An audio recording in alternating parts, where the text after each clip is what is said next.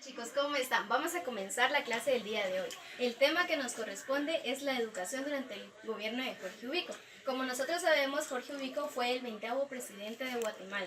Su gobierno comenzó en 1931 y finalizó en 1944. Vamos a prestar mucha atención porque durante el transcurso de la clase vamos a estar dando datos importantes como estos. ¿Qué papel tuvo la Iglesia durante el gobierno de Jorge Ubico? ¿En qué año se promulgó la Ley Orgánica de Institución Pública? ¿O cómo creen ustedes que fue la educación en este gobierno? Bueno, entonces lo vamos a ver a continuación. Préstele mucha atención y comenzamos. Para entender mejor el contenido de la clase del día de hoy, hablaremos del contexto al inicio del gobierno de Jorge Ubico. Llegó al poder en un momento de crisis y desesperanza. La década anterior había sido crítica por la inestabilidad política y la incompetencia gubernamental, la corrupción y una economía dependiente.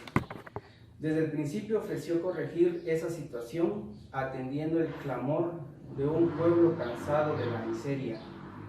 Por su preparación era un militar reconocido, capaz ante los ojos de muchos de combatir la corrupción.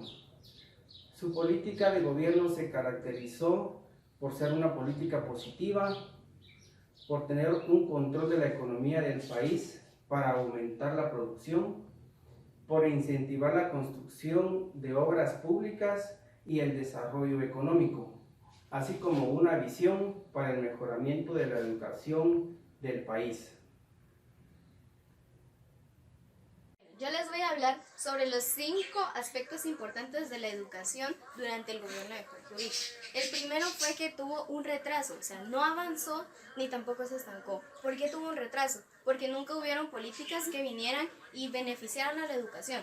Al contrario, los militares lo único que hacían era acosar a los maestros, maltratarlos y eso ejercía miedo. Entonces los maestros ya no querían ejercer, ellos se escondían, ellos ya no querían salir de sus casas porque los militares los acosaban.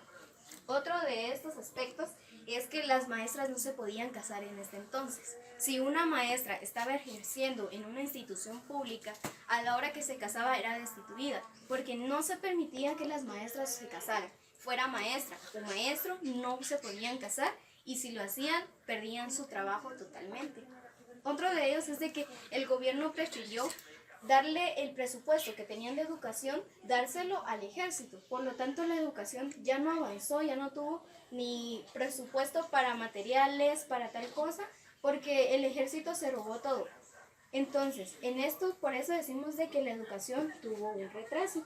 También podemos mencionar que en el año de 1940 los maestros no estaban preparados para dar clases. Solo el 51% de estos maestros estaban preparados con sus estudios en pedagogía.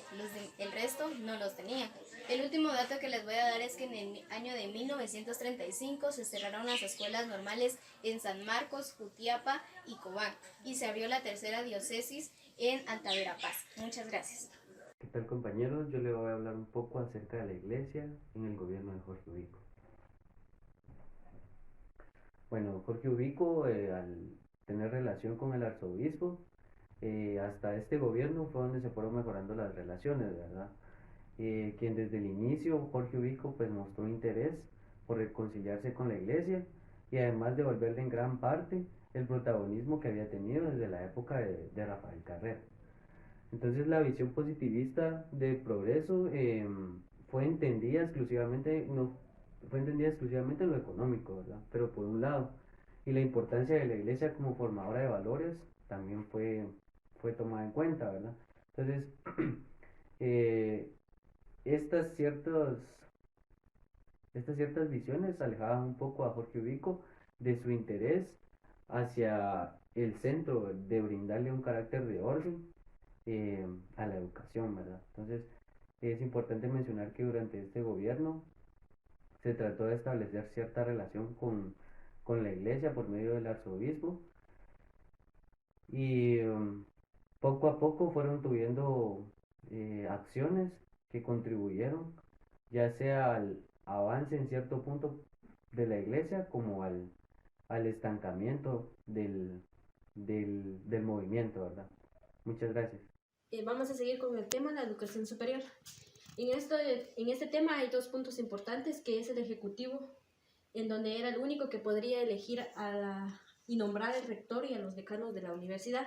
También tenemos una ley que se emitió que establecía el pago de cuotas para la educación. Es por ello que en ese tiempo la educación disminuyó bastante a raíz de que los padres no podían pagar la educación. Lo importante para ellos fue lo más que sus hijos aprendieran a leer y a escribir. También tenemos la Ley Orgánica de Instrucción Pública. Nos dice que con esta ley el Estado se alejó de alfabetizar y educar a una gran cantidad de niños, a raíz de que en ese tiempo también se tenía que pagar la educación. Cuando se consagró el arzobispo Mario Rosell, la relación entre el Estado y la Iglesia tuvo una estrecha relación y se permitió la celebración de congresos eucarísticos. Un grupo de monjas también belgas en ese tiempo tuvo la oportunidad de... Por último, analizaremos el desarrollo educativo. Vamos a utilizar el parámetro de calidad dado por la UNESCO en 2005 para la educación. Primero, hay que ver que las características del aprendiz y el contexto están altamente relacionadas, pues se vivió un periodo dictatorial donde las personas venían de una recesión económica y durante el gobierno de Jorge Ubico intentó mantenerse mano dura para poder recuperar económicamente a Guatemala. Y por ello las personas que vivían en el país se encontraban en una condición de pobreza extrema en varias partes. Los insumos de los capacitadores y la enseñanza-aprendizaje también están relacionadas, pues el sistema educativo del país en ese momento era muy precario, no se cubría todo el territorio y además en algunas aldeas ni siquiera habían sistemas educativos calificados para poder instruir a las personas. Y por último, los resultados, los niveles de pobreza y de alfabetización durante el gobierno de Jorge Ubico no cambiaron, pues la Iglesia tuvo un papel muy fuerte dentro del sistema educativo que buscaba mantener con una política conservadora los parámetros de estudio.